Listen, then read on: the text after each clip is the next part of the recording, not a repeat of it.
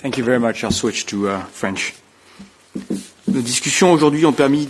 Discussions today lead to the conclusions as follows. The partnership between Europe and the Indo-Pacific region has never been more relevant and necessary. There are major geopolitical changes underway, and there's a lot at stake in the Indo-Pacific region in terms of technology and the environment.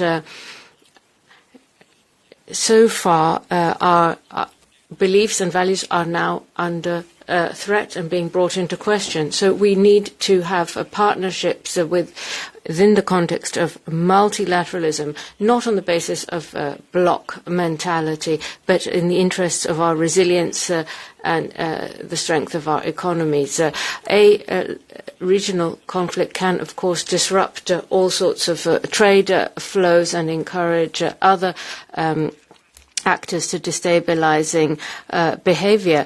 We have to, of course, respect the peaceful dispute settlement wherever appropriate, and that is why the EU is determined to contribute to solid regional architecture, strengthening maritime security, for example, or cyber security. Our partnership is essential in a context where destabilizing behaviors are fragmenting markets and exposing our markets to unacceptable levels of vulnerability. So we need value chains and supply chains to be secured, and we need to use whatever leverage that we have. We support fully all trade negotiations underway.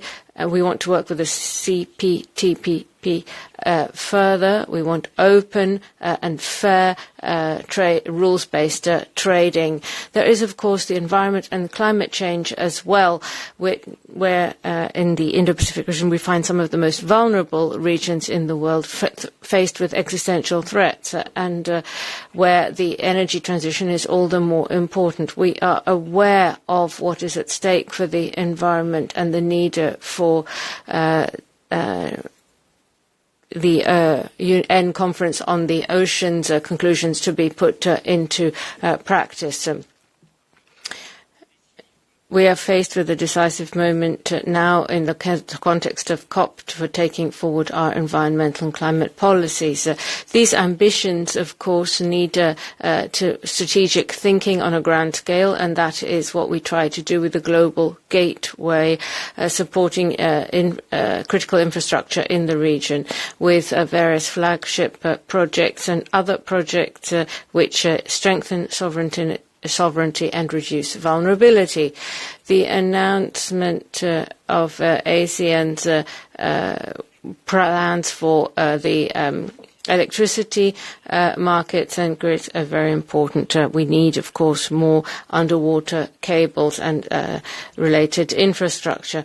We want here to have an autonomous forum for exchanges, but we should consider having more meetings in the region and in due course at the level of heads of state and government. And now I give the floor to the Minister of Foreign Affairs of Somalia, Abdisalam Abdi Ali. Please, the floor is yours.